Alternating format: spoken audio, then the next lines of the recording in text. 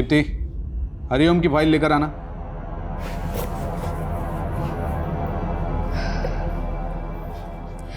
Sir, मैंने ये case पढ़ा है, क्लाइंट से बात भी की है। ये उतना बड़ा केस नहीं है, छोटा मोटा फ्रॉड का केस है। अच्छा। सर, मैं आपके अंडर 2 साल से बहुत कुछ सीख रही हूँ। अगर आपको ठीक लगे तो क्या मैं ये केस देख सकती हूँ, हैंडल कर सकती हूँ? मैंने दीनानाथ की नहीं, हरिओम की फाइल मंगाई थी। जाओ सही फाइल लेकर आओ। Sorry sir. 2 साल में केस के फाइल के बारे में पता नहीं और केस चाहिए इन्हें।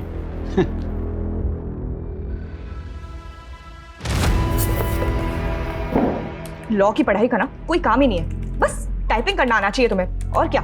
इसी के तो पैसे कमा रही हूँ, है ना। मैं इस इंसान को ना मैं छोड़ूंगी नहीं। देखना, इसको अगर छोड़ दिया ना, मेरा भी नाम दीप्ति नहीं है। बताती हूँ मैं इसको। अरे दीप्ति बेटा, इतना गुस्सा लैपटॉप पे? गुस्सा ना पापा मैं अपने सीनियर्स पे निकालूंगी। दीनानाथ की फाइलें मंगवाई थी उसने, पर एंड मौके में मुझे नीचा दिखाने के लिए झूठ बोल दिया। 2 साल से पापा, 2 साल से असिस्टेंट के नाम पे टाइपिस्ट बना के रखा है मुझे। अरे बेटा, मैं तो कहती हूँ कि ऐसी नौकरी को लात मार दो। और वैसे भी शादी के बाद कौन सा तुम्हें नौकरी करना है, घर पे ही तो रहना है। मम्मा।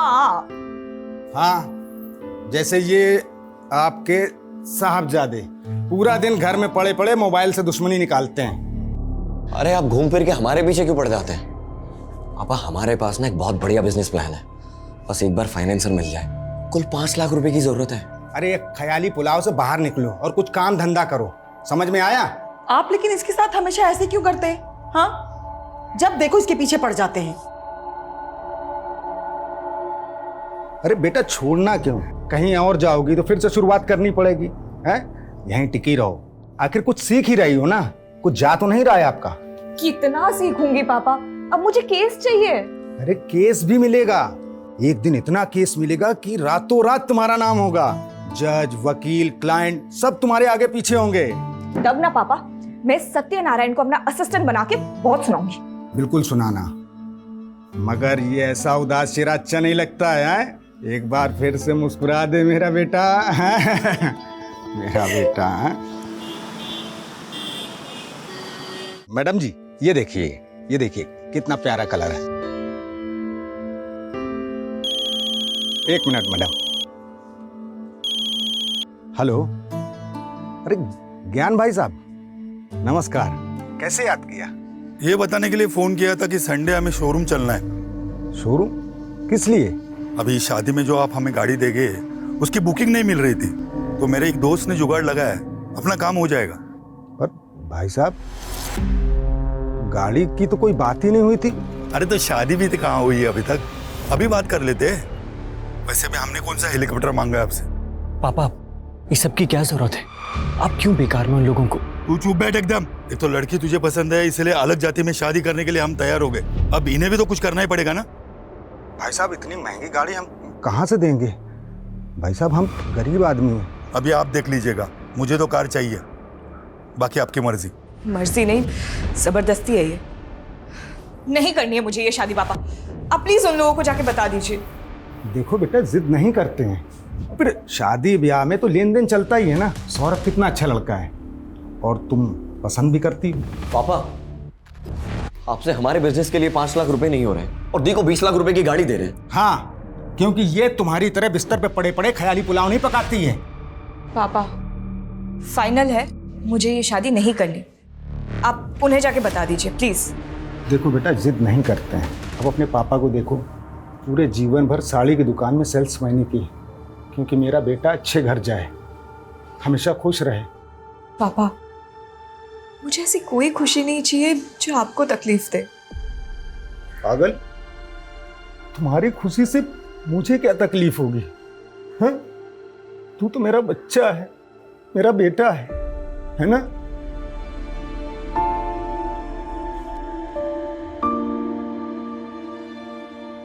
डॉक्टर, 6 साल हो गए हमारी शादी को और 1 साल से तो आपके चक्कर काट रहे, फिर भी बच्चा नहीं हुआ।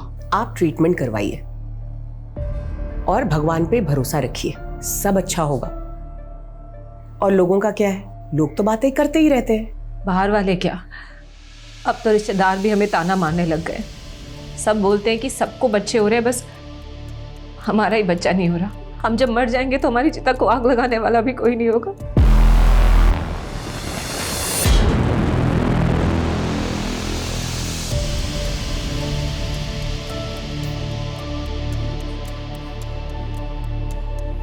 सुनिए, आपको डॉक्टर स्मिता ने जवाब नहीं दिया ना? देंगे भी कैसे? जिसका इलाज उसके हाथ में है, उसमें डॉक्टर कर भी क्या सकता है? अगर आप दोनों को भगवान में आस्था है तो मैं आपकी मदद कर सकती हूँ। पहले भी बहुत लोगों की कर चुकी हूँ। कैसी मदद? आप लोगों को बच्चा ही चाहिए ना? चारों तरफ भय का माहौल है। लखनऊ में जनता सड़क ही नहीं घर में भी असुरक्षित है। पता नहीं कब कहां से आकर वो हत्यारा उन्हें अपना शिकार बना ले।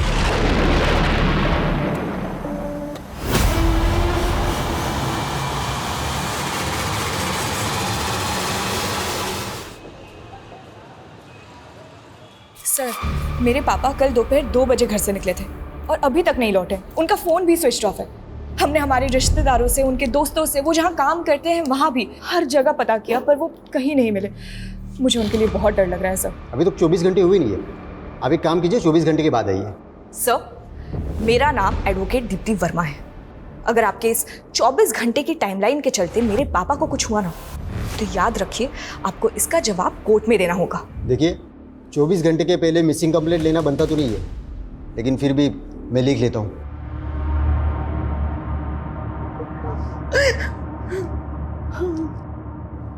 देखिए, आप घबराइए मत। अवतार भाई सब जल्दी आ जाएंगे।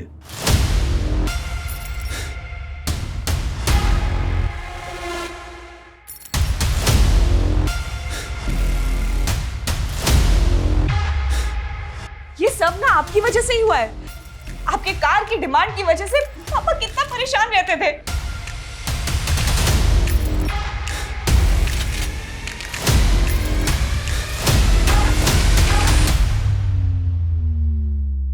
इस लड़के से शादी करना चाहता था। इसे बोलने की तमीज भी नहीं है।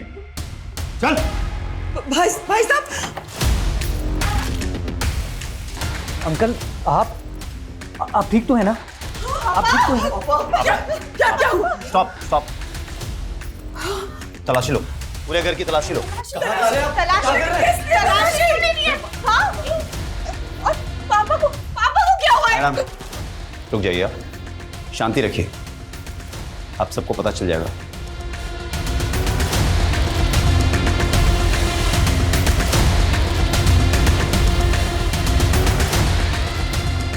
सर, ये गोल्ड और बेल्ट लगा पैसा और घड़ी मिली सर।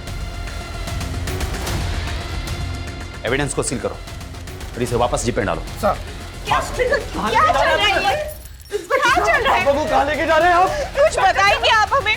मेरे पापा को क्यों पकड़ा हुआ है आपने? आपने उस हत्यारे के बारे में तो सुना होगा ना, जो लखनऊ में इनोसेंट लोगों को मारकर लूटपाट कर रहा है। वो सीरियल किलर। करेक्ट। और वो सीरियल किलर कोई और नहीं, आपके पापा हैं। कुछ भी बोल रहे हैं आप। मेरे पापा एक शरीफ सीधे साधे इंसान ने 7 मर्डर खुद कबूल किए हैं। मेरे पति ऐसा नहीं कर सकते। आपको कोई गलतफहमी हुई है। सर, आपको कोई गलत कर रहे हैं। आप मेरे पापा को ऐसे नहीं लेके जा सकते।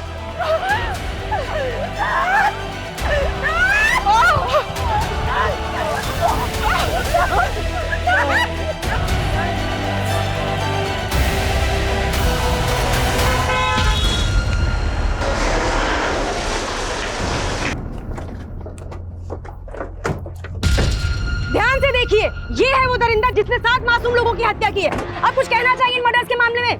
क्या आपको कभी किसी पर तरस नहीं आया? जवाब दीजिए, कुछ तो जवाब देकर जाइए। अवतार जी, आपको जवाब देने का जवाब दीजिए। ध्यान से देखिए, सारी की दुकान में काम करने वाला इतना साधारण सा दिखने वाला आदमी 7 मासूम लोगों का हत्यारा है। मेरे पापा जो किसी से ऊंची आवाज में बात तक नहीं करते, आपने उन्हें सीरियल किलर बना दिया। बनाया नहीं है, उन्होंने अपना जुर्म खुद कबूल किया है और खुद सबूत भी बरामद करवाया है। कबूल नहीं किया, करवाया गया है, टॉर्चर करके। सब प्लीज आप। दीप्ति, मैंने ये केस बारीकी से पढ़ा है। सारे सबूत तुम्हारे पापा के खिलाफ है और उन्होंने कन्फेशन भी दिया है। कोई चांस नहीं है। सब मेरी बात सुनिए, ये पूरा केस ही झूठा है। यहाँ पुलिस फाउल प्ले का। मैं ये केस नहीं लड़ सकता, सॉरी। सर बट मेरी मैडम जी, मैं समझ सकता हूं बड़ा मुश्किल है ये कि पुलिस को पिछले 1 साल से जिस सीरियल किलर की तलाश थी वो कोई और नहीं बल्कि आपके पापा हैं। नहीं है मेरे पापा किलर। मैं कोर्ट जाऊंगी और इस बात को साबित करूंगी, पर हार नहीं मानूंगी। जरूर जाइए दीप्ति जी, ये आपका हक है। पर एक बात याद रखिएगा, कोर्ट में भी ये बात साबित होगी कि 7 लोगों को मारने वाला कोई और नहीं बल्कि आपके पापा हैं।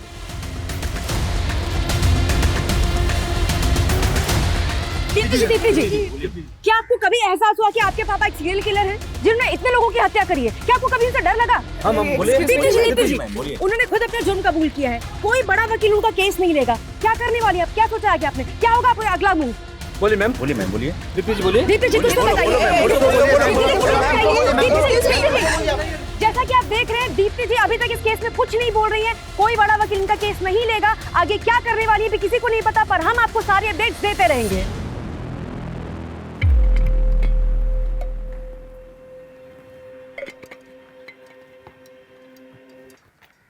योर ऑनर, पुलिस ने मेरे पिता अवतार वर्मा को 8 अगस्त 2022 को किडनैप किया, टॉर्चर किया और जबरदस्ती उनसे वो जुर्म कबूल करवाए जो उन्होंने किए ही नहीं थे।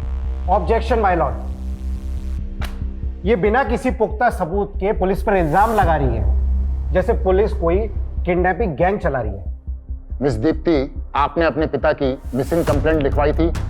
ये है मेरे पिता की मिसिंग कंप्लेंट की कॉपी जो हमने लिखवाई थी। बावजूद इसके पुलिस ने हमें 2 दिन तक कुछ इन्फॉर्म नहीं किया। कैसे इन्फॉर्म करता योर ऑनर? अक्यूज ने 2 दिन तक मुंह ही नहीं खोला। कौन है, कहाँ रहता है, क्या करता है? 2 दिन तक वो मेरे पिता से उनका नाम, पता, ये सब जानने के लिए उन्हें टॉर्चर करते रहे। जब पुलिस मेरे पिता को घर पे लेके आई थी तो उनकी क्या हालत थी, वो अपने पैरों पे चल भी नहीं पा रहे थे। कौन है आपका गवाह? माय लॉर्ड, मैं कोर्ट को उनकी लिस्ट दूंगी, पेशी करवाऊंगी उनकी। दीप्ति जी, कोर्ट में मनगढ़ंत कहानियां नहीं, सबूत चलते हैं जो अवतार वर्मा के खिलाफ पुलिस के पास और जो कोर्ट में पेश किए गए। कौन से सबूत? वो गोल्ड क्यूब, घड़ी, पैसे जिसमें खून लगा हुआ था, जो खुद पुलिस ने हमारे घर पे प्लांट किया है, क्योंकि ऑनेस्टली ना उनके पास फॉरेंसिक टीम थी और ना ही सर्च वारंट। सर, वारंट और फॉरेंसिक रिपोर्ट के लिए हमने बोला था, लेकिन उसमें लेट होने वाला था। हमें एविडेंस को सिक्योर करने थे और डर था कि एविडेंस के साथ छेड़छाड़ की जा सकती है। अच्छा, इसीलिए उनको पूरे परिवार को हॉल में बंधक बनाना पड़ा और पुलिस खुद बेडरूम में जाके सबूत लेके भी आ गई। एविडेंस कलेक्शन की कोई रिकॉर्डिंग नहीं की गई। सर, रिकॉर्डिंग भी की है और कोर्ट में सबमिट भी किया है। I object your honour. यहाँ जिस रिकॉर्डिंग की बात हो रही है वो पुलिस ने खुद की है, किसी ऑथराइज्ड वीडियोग्राफर के थ्रू नहीं हुई है। वाह दीप्ति जी वाह, कभी आप कहती है कि रिकॉर्डिंग हुई नहीं है, फिर आप कहती है कि पुलिस ने रिकॉर्डिंग कर ली है, ऑथराइज्ड वीडियोग्राफर ने रिकॉर्डिंग नहीं की। आपका ऑब्जेक्शन किस बात पे है? वीडियो की क्वालिटी पे? क्या अच्छा नहीं दिख रहा है? दीप्ति जी, अगर हम मान भी ले कि आपके पिता इनोसेंट हैं, फिर भी पुलिस के पास क्या कारण है कि वो उन्हें झूठे केस में फंसाएगी? अपने रेपुटेशन को बचाने के लिए। हम सबको पता है पिछले 1 साल से पुलिस किलर को नहीं पकड़ पाई है। फिर अचानक एक दिन उन्होंने मेरे पापा को पकड़ा और जेल में डाल दिया, जबकि एक्चुअली सीरियल किलर अभी तक बाहर घूम रहा है। 7 लोगों का मर्डर हुआ है। सच का जानना जरूरी है, जो पुलिस इन्वेस्टिगेशन में सामने नहीं आ पाया है। ये कोर्ट ऑर्डर देती है कि इस केस की जांच क्राइम ब्रांच से करवाई जाए ताकि सच जनता के सामने आ सके। Court dismissed. पुलिस की साख जो पहले से दांव पर थी, कोर्ट के फैसले से उसे बड़ा झटका लगा है।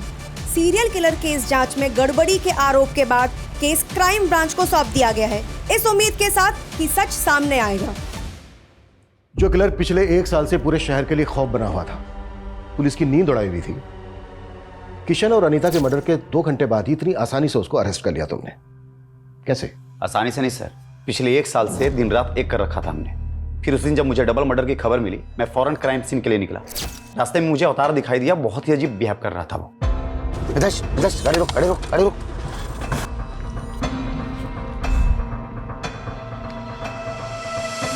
उसके कपड़ों पर खून लगा हुआ था। हम उसे पूछताछ के लिए पुलिस स्टेशन ले गए, जहां उसने कबूल किया कि मर्डर्स उसने ही किए और उसने मुझे यह भी बताया कि मर्डर वेपन कहां छुपाए हुए हैं। उसके बाद उसने इसके पहले 5 मर्डर भी एक के बाद एक कबूल किए। फिर उसके बाद हमने उसके घर की तलाशी ली, जहां और भी सबूत मिले। सर, हमने जब इन केसेस के सबूत और गवाहों को क्रॉस वेरीफाई किया तो सब मैच कर रहे थे। किशन और अनीता के घर से जो लूट हुई थी वो सारा सामान मिला? उसने सिर्फ ये बताया कि उसने गहने चुराए थे, तो वो अभी भागते वक्त कहीं रास्ते में गिर गए। पर उनके घर से तो अच्छी खासी लूट हुई थी और उसने सिर्फ गहने कबूल किए और तुमने बड़ी आसानी से उस पर यकीन कर लिया। उसने बाकी की चोरी कबूल नहीं की, लेकिन 7 मर्डर्स कबूल कर लिए। सर, उसने जो मुझे बताया मैं आपको वही बता रहा हूँ। मतलब ना तुम्हारे पास कोई पुख्ता सबूत है, ना गवाह, ना मर्डर्स का और ना ही अवतार की गिरफ्तारी का। सर, आप मुझ पे शक कर रहे हैं? शक नहीं कर रहा हूं, फैक्ट बता रहा हूं। फैक्ट। जैसे 2 दिन तक अवतार तुम्हारी कस्टडी में था, लेकिन तुमने उसकी फैमिली तक को नहीं बताया। सर, हमने कोर्ट को बताया था कि उसने अपनी पहचान को छुपाने के लिए 2 दिन तक मुंह नहीं खोला। तो फिर तुमने टॉर्चर करके उसका मुंह खुलवाया। आप भी पुलिस डिपार्टमेंट से हैं, जानते होंगे 7 मर्डर करने वाला क्रिमिनल प्यार से तो मुंह खोलेगा नहीं। तो कुल मिलाकर तुम ये एक्सेप्ट कर रहे हो कि उसने कबूल किया नहीं, तुमने उससे कबूल करवाया। सर, इस केस के फाइल आपके पास है, आप देख सकते हैं। अरविंद, आखिरी बार पूछ रहा हूं, इन्वेस्टिगेशन में कोई गड़बड़ी हुई है, कोई फाल्ट प्ले? नो सर, अवतार ही वो सीरियल किलर है जिसे हम पिछले 1 साल से तलाश कर रहे थे, जो बहुत मुश्किल से पकड़ा गया है। सर, मैं तो अपनी बेटी दीप्ति की शादी के लिए पैसों का इंतजाम ना हो पाने की वजह से परेशान था। अरे भाई साहब, ये पुराना सोना है, मेरी मजबूरी है, इसलिए हम इसको बेच रहे हैं। अगर थोड़ा बहुत और ज़्यादा हो जाए तो देख लीजिए आप। नहीं, इससे ज़्यादा नहीं हो सकता। सर, मैं भाग नहीं रहा था, मैं तो परेशान होकर रोड के किनारे बैठा था, तभी इंस्पेक्टर साहब की गाड़ी वहाँ के रुकी। हेलो, यहाँ क्या कर रहा है? कुछ नहीं साहब, वो थक गए थे तो बैठ गए यहाँ पे। घर किधर है तुम्हारा? साहब, यहीं पास में है आगे। चल बैठ गाड़ी में, मैं भी उधर ही जा रहा हूँ, छोड़ देता तुम। यही अरविंद का कहना है कि जब उन्होंने आपको पकड़ा तो आपके कपड़ों पर खून लगा था। किशन और अनीता के खून से सने वो कपड़े उन्होंने हमें दिए हैं, तो मेरे खून कहाँ से आया? सर, ये तो हमें नहीं मालूम सर। वो मुझे पकड़ के थाने ले गए और वहाँ उन्होंने हमारे सारे कपड़े उतरवा दिए। और साहब, 2 दिन तक हमारे साथ मारपीट करते रहे, बोले कि मैं जो कहता हूँ वो कबूल करो। अगर मैं कबूल नहीं करता तो सच में वो मुझे जान से मार देते साहब। किशन और अनीता के मर्डर के अलावा आपने 5 और मर्डर कन्फेस किए। ये तो मुझे पता भी नहीं था साहब, वो जहाँ बोलते गए मैं साइन करता गया। मुझे नहीं पता था कि वो मुझे सीरियल किलर बना देंगे साहब। और फिर वहाँ से वो मुझे मेरे घर ले गए, अंदर से वो घड़ी, सोना और रुपए निकाल के लाए और साहब मुझे झूठे केस में फंसा दिया। लेकिन वैसे क्यों फंसाएंगे? उनकी कोई दुश्मनी है आपके साथ? साहब, मेरी किसी से दुश्मनी क्यों होगी? मैं तो एक साड़ी की दुकान में मामूली सा सेल्समैन हूँ। मैंने जीवन में कभी चूहे नहीं मारे और मैं 7 खून क्यों करूँगा साहब? मैं क्यों करूँगा 7 खून? मेरी वजह से मेरी बेटी की शादी टूट गई साहब। इससे ज्यादा बुरा क्या होगा साहब? इससे ज्यादा मेरे लिए और क्या बुरा होगा? घबराइए मत, अगर आप सचमुच निर्दोष हैं कुछ नहीं होगा आपके साथ, हम बारीकी से जांच करेंगे। एक तरफ तुम कह रही हो कि तुमने ठीक से कुछ देखा नहीं, अंधेरा था, ऐसा था, वैसा था, इसके बावजूद तुमने पुलिस को बयान दे दिया कि तुमने अवतार को किरण का मर्डर करके उसके घर से भागते हुए देखा। क्यों? सर, मैंने उसे मर्डर करते हुए नहीं देखा था, मैंने बस किसी को भागते हुए देखा था। और ये बात मैंने जब किरण का मर्डर हुआ तब पुलिस को बताई थी। उन्होंने मुझे एक फ़ोटो दिखाई और बताया कि तुमने जिस आदमी को देखा वो यही था। मुझे लगा अच्छा है पकड़ा गया। तुमने अपने भाई के किलर को देखा था? जी सर। ये वो हो सकता है सर, क्योंकि उस दिन मैं दुकान बंद कर रहा था और भैया गलियों में आगे निकल गए थे और जैसे मैंने उनकी चीखें सुनी, पीछे मुड़ के देखा तो एक आदमी भागता हुआ जा रहा था। ये घड़ी तुम्हारे भाई की है? हाँ सर। पक्का है? इसमें भी डाउट है? ऐसी दिखती थी शायद सर। शायद।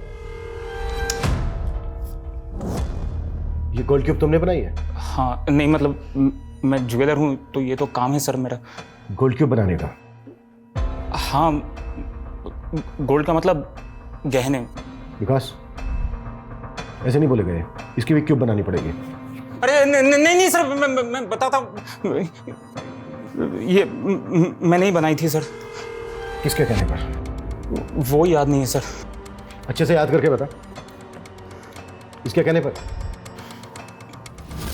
नहीं। इसके कहने पर नहीं तो किसके कहने पर बनाएंगी? और फिर झूठा बयान कर दिया पुलिस को कि इसके कहने पर बनाइए। अरे सर, ये क्यों पुलिस ने ही बनवाई थी सर, और झूठा बयान भी पुलिस ने ही दिलवाया था। चल। क्या हो गया सर? चल बता। अरे सर, मैंने कुछ नहीं किया सर। अरे समझो सर बात को सर। मेरे करियर में यह पहली बार था कि हम अपने ही डिपार्टमेंट के अपने ही साथी की इन्वेस्टिगेशन का सच पता कर रहे थे, लेकिन लगातार पड़ला अवतार की तरफ झुकता जा रहा था। बावजूद इसके जांच में अभी तक सब कुछ 50-50 था।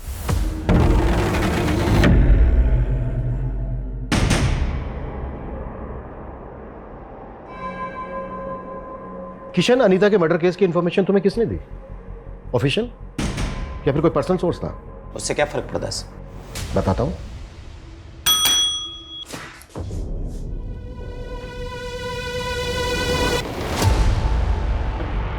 पहचानते हो इसे? Mithilesh Kumar, police driver. इसने पुलिस को इन्फॉर्म करने के बजाय अपने पर्सनल नंबर से तुम्हारे पर्सनल नंबर पर कॉल करके मर्डर की इन्फॉर्मेशन दी। मिथिलेश कुमार उर्फ तुम्हारा ड्राइवर, मिथिलेश कुमार उर्फ विक्टिम अनीता का मुंह बोला भाई।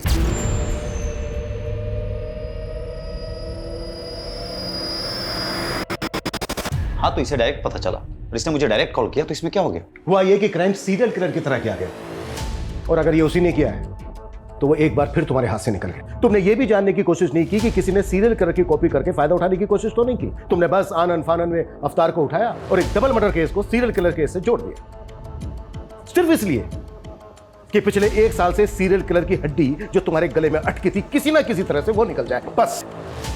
सर, ऐसा कुछ भी नहीं।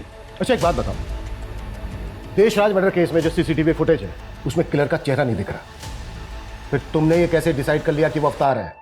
सर, मैंने डिसाइड नहीं किया, अवतार ने खुद कबूल किया था। ठीक वैसे ही ना जैसे कि उसने बाकी के मर्डर्स कबूल किए। ये अवतार की मेडिकल रिपोर्ट 1 महीने से ज्यादा हो गया है, उसकी अंदरूनी चोट भरी नहीं है, अभी तक बरकरार है। ऑप्शन क्या था उसके पास? अगर वो कबूल नहीं करता तो शायद तुम उसको कस्टडी में ही मार देते। सर, अवतार ने अनीता और किशन का मर्डर किया है और मर्डर वेपन उसने खुद बरामद करवाया। वही रोड ना जिसमें ब्लड के निशान तक नहीं है, फिंगरप्रिंट्स की तो बात ही कुछ और है। सर, उसने जानबूझ करके रॉड को पानी की टंकी में छुपाया था ताकि ब्लड और फिंगरप्रिंट्स दोनों धुल जाए। वाह, किलर तो बहुत स्मार्ट है और सेम टाइम पर बेवकूफ भी, क्योंकि उसने चोरी के गहने बेचने के बजाय उनकी गोल्ड क्यूब बनवाकर अपने घर में रख लिया। किरण मर्डर केस की विटनेस माला, उसने तुम्हें नहीं बताया, बल्कि तुमने उसे बताया कि उसने जिस भागते हुए आदमी को देखा था वो अवतार है। ठीक वैसे ही जैसे ओम के भाई दिनेश को तुमने बताया कि उसने भी जिस भागते हुए आदमी को देखा था वो अवतार है। इन दोनों ने तो अवतार को पहचाना भी नहीं। मर्डर के वक्त जो उन्होंने स्टेटमेंट दी थी उसमें भागते हुए आदमी को अवतार के साथ रिप्लेस करके उसे बयान की शक्ल देकर उनके स्टेटमेंट पर साइन ले लिए। दिनेश ने अपने भाई की घड़ी तक को नहीं पहचाना है। सर, पता नहीं अब ये दिनों झूठ क्यों बोल रहे हैं। झूठ वो लोग नहीं बोल रहे हैं जो तुम बोल रहे हो। जिस ज्वेलर से तुमने गोल्ड क्यूब बनवाई है ना, उसने बयान दिया है कि अवतार ने गोल्ड क्यूब नहीं बनवाई है बल्कि पुलिस ने बनवाई है, और पुलिस ने उससे झूठा बयान लिखवाया है।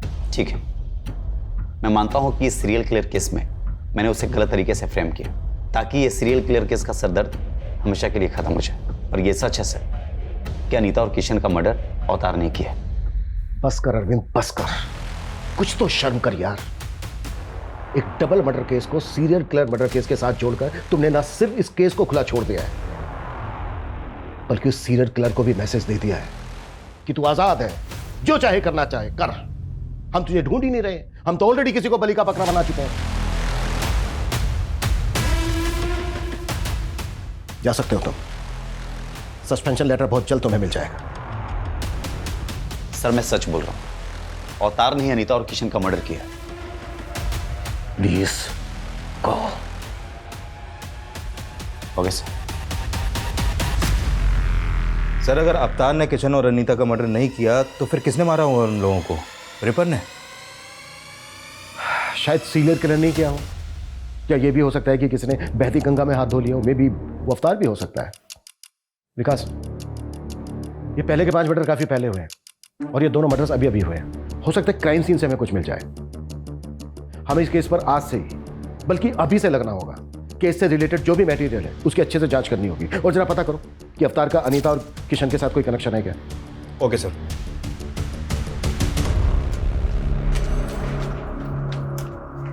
गर्मा गर्म पकौड़े। ओह वाह। नो, हाथ गंदे हैं ना, पहले हाथ धो लो।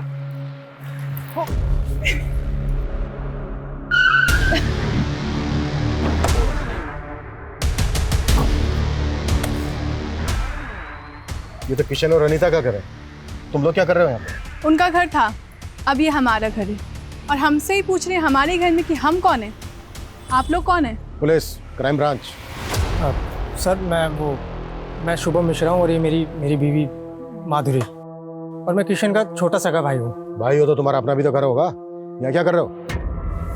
सर हम रेंट पर रहते थे, तो भैया भाभी के मर्डर के बाद ये घर खाली हो गया, और वैसे भी कुछ टाइम पहले तक हम यहीं रहते थे। तो फिर यहाँ से खाली करके गए क्यों? खाली किया नहीं था, करवाया था। जब तक वो लोग दुबई में थे तब तक हमसे रखवाली करवाई इस घर की, और जैसे ही वापस आ गए लात मार के निकाल दिया हमें।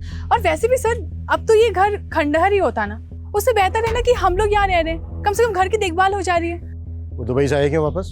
सर वो आना ही था ना, अब दीदी के खर्चे इतने ज्यादा थे, कमाई इतनी कम थी, तो आना तो पड़ेगा ना। तुम काम क्या करते हो? मैं काम ढूंढ रहा हूँ सर। घर देखना है, मैं दिखाओ। चलिए। चलो।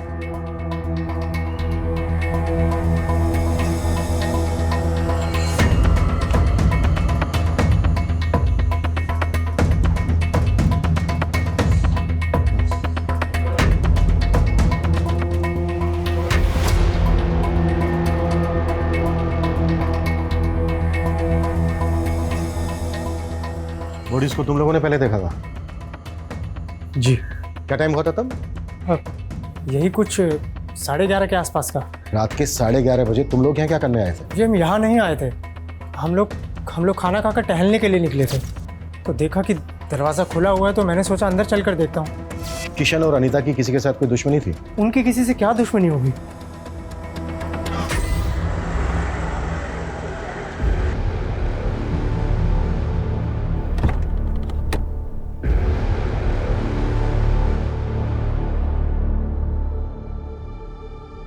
सर, अवतार जी कैसा महसूस कर रहे हैं आप घर वापस आकर? घर आकर और परिवार के लोगों से मिलकर बहुत अच्छा लग रहा। सब आपके खिलाफ थे, पर आपकी बेटी ने आप पर भरोसा दिखाया। कुछ कहना चाहेंगे दीप्ति जी के बारे में? मैंने तो उम्मीद ही छोड़ दी थी, लेकिन मेरी बेटी दीप्ति ने मुझे बचा लिया, वरना मैं तो जेल में पड़े पड़े मर ही जाता। दीप्ति जी, पापा हमेशा से कहते थे कि मुझे एक बहुत बड़ा केस मिलेगा, पर मुझे नहीं पता था कि मैं पापा के लिए केस लड़ूंगी।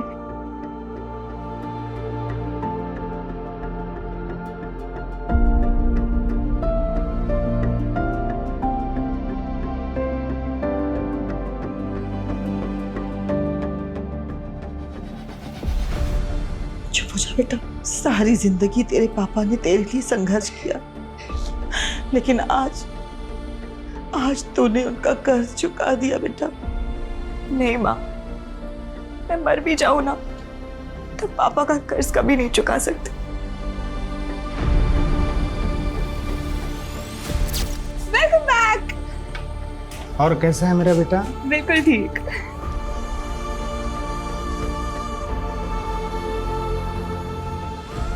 आज आने में आपने कुछ ज्यादा देर नहीं कर दिया? हाँ, कुछ आज एक्स्ट्रा काम था इसलिए थोड़ा लेट हो गया। वैसे पापा, सैटरडे संडे को आपको ऐसा क्या काम होता है? बेटा वही काम बेटा जिससे कुछ एक्स्ट्रा पैसे आ सके, ताकि हम आपको एक बड़ा वकील बना सकें। सर, ये किशन का भाई शुभम और उसकी पत्नी कुछ टेढ़ी खीर नहीं लग रहा है। टेढ़ी खीर तो है। इन दोनों पति पत्नी के बारे में पता करो। Okay sir. एक बात मुझे बहुत परेशान कर रही है। क्या सर?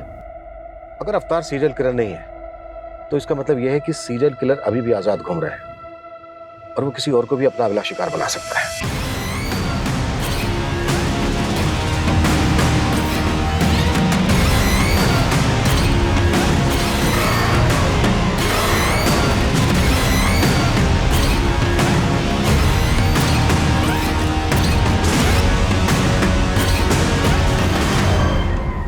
सर, शुभम के बारे में इंक्वायरी करते वक्त पता चला कि जब वो पहले किशन के घर पे रहता था तो उसका आए दिन किसी से बहुत झगड़ा होता था।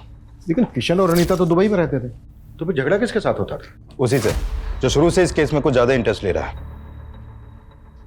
मिथिलेश, सर मेरा कोई पर्सनल इंटरेस्ट नहीं था। वो तो पिछली बार दीदी जब राखी पर इंडिया आई थी तो उन्होंने बोला था मुझे। अरे राणा बेटा इधर आओ, देखो मैं तुम्हारे लिए क्या लेकर आया। थैंक यू ताऊ जी। एक मिनट, ये गिफ्ट तुम्हारी है? हाँ। नहीं तो भैया, जब हम दुबई में हो ना तो आप यहाँ पर चक्कर लगाते रहा करो। अरे शुभम रह तो रहा है यहाँ पर। यही तो दिक्कत है कि वो रह रहा है। मुझे तो डर लग रहा है कि हमारे जाने के बाद वो इस घर पे कब्जा कर लेगा। अनीता के फ्रिज में चिकन था, ये पता है तुम्हें? हाँ सर, वो मेरे सामने ही सीज किया था उन्होंने। फॉरेंसिक की रिपोर्ट में आया है कि उस चिकन में जहर मिला था, चूहे मारने की दवाई। और तुम और अरविंद तो अवतार को सीरियल किलर बनाने पर तुले हुए थे। आई एम श्योर वो रिपोर्ट किसने देखी तक नहीं होगी। लेकिन सर वो चिकन तो दीदी जीजाजी ने नहीं खाया था। ये तुम्हें कैसे पता? क्योंकि उसी रात दीदी ने मुझे फोन कर चिकन खाने के लिए बुलाया था। व्हाट? अनीता तुम्हें जहर देकर मारना चाहती थी? हो सकता है सर दीदी को पता ही ना हो कि चिकन में जहर है, क्योंकि वो चिकन दीदी ने नहीं बनाया था। फिर देकर गया था। कौन देकर गया था? सर आप किसकी बात सुन रहे हैं? मुझे तो लगता है कि इसी ने मेरे भैया और भाभी को मारा है और अब मुझे जेल भिजवाकर इस घर पर कब्जा करना चाहता है। मतलब? दीदी इतनी परेशान हो तो मेरे बच्चे को गोद ले लो। सर ऐसा तो मैंने दीदी का दिल रखने के लिए कहा था। ऐसे कोई किसी को अपना बच्चा देता है क्या? आप इससे पूछिए ना, ये जहरीला चिकन क्यों लेकर आया था? सर वो चिकन हमने भी खाया था, लेकिन हम तो नहीं मरे ना। वो तो मुझे माधुरी ने बोला था कि जाकर भैया भाभी को दे दो। मेरी मत मारी गई थी जो मैं उन्हें देने के लिए चला गया। तो ये सारी की सारी प्लानिंग तुम्हारी थी? सही मैंने अपने बच्चे के लिए किया था। मुझे लगा था कि उनके ना तो बच्चे हैं और ना होंगे, और कल को ये घर मेरे बेटे को मिल जाएगा। लेकिन फिर वो अपने बच्चे के लिए इलाज करवाना शुरू कर दिया वो लोग ने। माधुरी तुमने क्या किया? बंद करो ये ड्रामा, लेके चलो दोनों को, वहां खबर लेते हैं इनकी। सर आप मेरी बात तो सुनिए। और तो ये मत सोचना कि तू बच गया है। सीरियल किलर की एक एक डिटेल पता थी तुझे। किशन और अनीता का मर्डर बिल्कुल वैसा ही हुआ है। मैंने ऐसा कुछ भी नहीं किया सर। अगर किया है तो सोच ले, नौकरी तो जाएगी जाएगी, अंदर भी जाएगा, वो भी लंबा। सर अगर वाकई में अनीता और किशन के डबल मर्डर्स में इनका हाथ हुआ तो हमारी मुश्किलें और भी बढ़ने वाली हैं, क्योंकि वो सीरियल किलर यानी कि रिपर अभी भी खुलेआम घूम रहा है।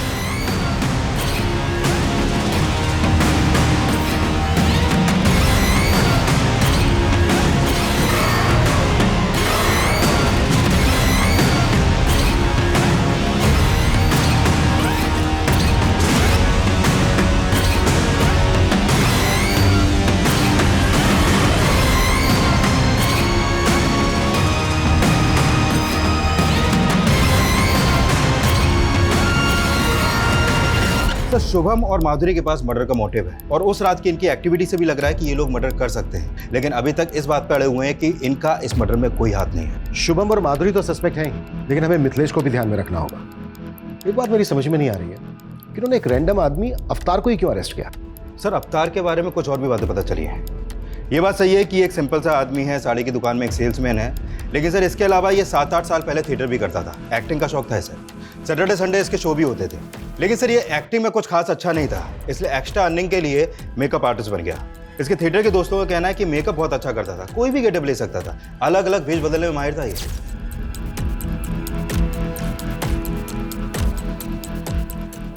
सर आपने अभी की ब्रेकिंग न्यूज देखी? क्या न्यूज़ है? सर ये तो बच्चा है, माइनर है।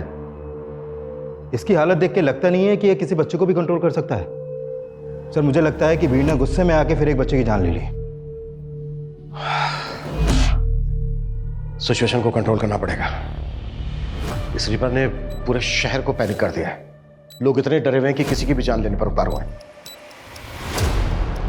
सर अनीता और किशन के कॉल रिकॉर्ड आ गए हैं। उनके कॉल रिकॉर्ड में किसी बाबा का नंबर तो नहीं मिला है, लेकिन एक नंबर है जिस पर मर्डर वाले दिन किशन ने कई बार कॉल किए हैं और लास्ट कॉल रात 11 बजे के आसपास हुई है। कौन है वो? राधा। सर ये उसी क्लिनिक में नर्स है जहाँ पर किशन अनीता का इलाज करवा रहा था। सर इस राधा के टच में एक बाबा भी है और इनके कॉल रिकॉर्ड के अकॉर्डिंग मर्डर वाली रात इन दोनों की लोकेशन किशन के घर के आसपास की थी। दोनों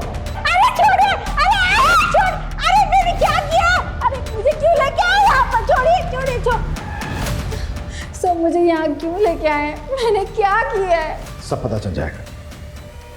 उधर देखो मुकेश। गुड, काफी समझदार हो दोनों। अब डायरेक्टली पूछ रहा हूं, मार खा के बोलोगे या फिर बिना मार खाए? बोलो। सर अनीता और किशन मुझे क्लिनिक में मिले थे। अगर आप दोनों को भगवान में आस्था है तो मैं आपकी मदद कर सकती हूँ। कैसी मदद? सर क्लिनिक ऐसी जगह थी जहाँ पर लोग बच्चे के लिए कितना भी पैसा लुटाने के लिए तैयार होते थे। मैं उन्हें बाबा की पट्टी पढ़ाती थी और फिर हम मिलकर उनको पूजा पाठ के नाम पर पैसे निकलवाने की कोशिश करते थे। पापा बच्चे को देखने और माँ सुनने के लिए मेरे कान तरस गए हैं। हमारे पास सब कुछ है, लेकिन वो किस काम का जब औलाद ही नहीं है। औलाद हो जाएगी, पर उसके लिए पूजा करनी होगी, वो भी पूरी श्रद्धा के साथ। मैं करूंगी बाबा।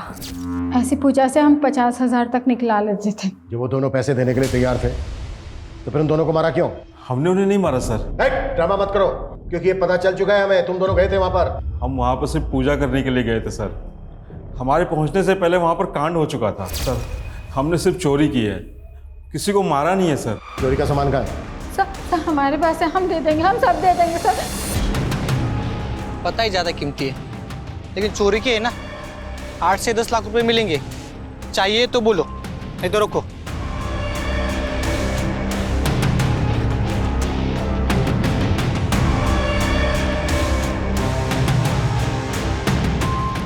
सर खबरी ने टिप दिया, अनीता की सोने की चूड़ियां चोर बाजार में बेची गई हैं। बेचने और खरीदने वाले की कोई इन्फॉर्मेशन? खरीदने वाले की है, बेचने वाले की वो बताए। सर सर राधा और बाबा ने जो सामान चोरी किया था, वो सामान भी साड़ी भी मिली है, जो ठीक उसी दिन खरीदी गई थी जिस दिन अनीता और किशन का मर्डर हुआ था। इसमें सर स्लिप है, उसमें डेट भी पड़ी हुई है।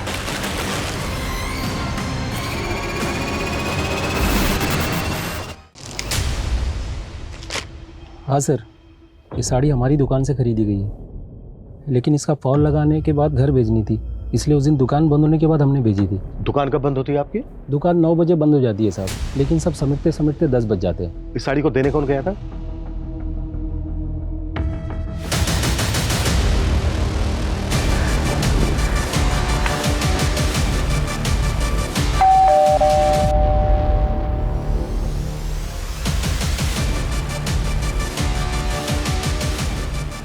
दीप्ति, तुम्हें अपने फादर को न्याय दिलवाना था ना? मिल जाएगा। मतलब? मतलब ये खुद बताएंगे।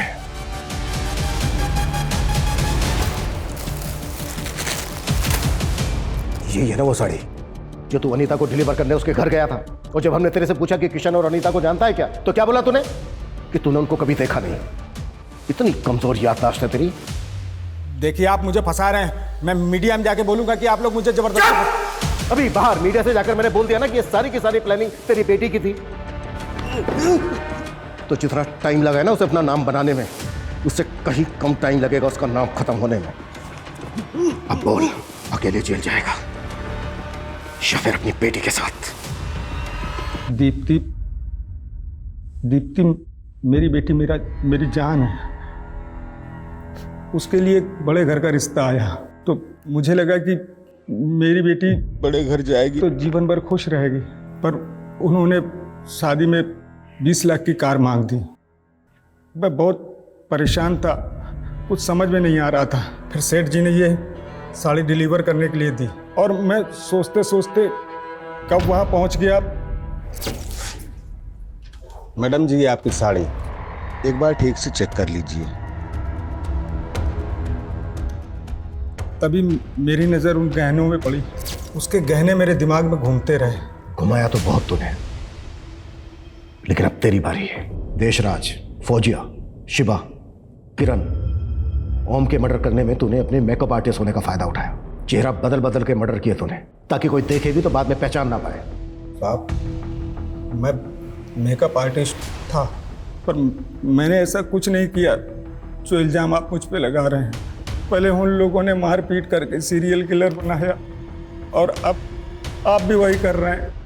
साहब, मैं मानता हूं कि मैंने अनीता और किशन को मारा है, बाकी मैंने किसी को नहीं मारा है। मैं सच बोल रहा हूं साहब। किशन और अनीता के मर्डर्स अवतार वर्मा ने कबूल कर लिए हैं। इसके पुख्ता सबूत भी है हमारे पास। पर बाकी के 5 मर्डर्स वो हमेशा की तरह डिनाई करता रहा। हालांकि हमने बहुत कोशिश की, पर साबित करना हमारे लिए आसान नहीं था। इसके बावजूद हम आज भी पूरी कोशिश कर रहे हैं उन केसेस को सोल्व करने की। जय हिंद।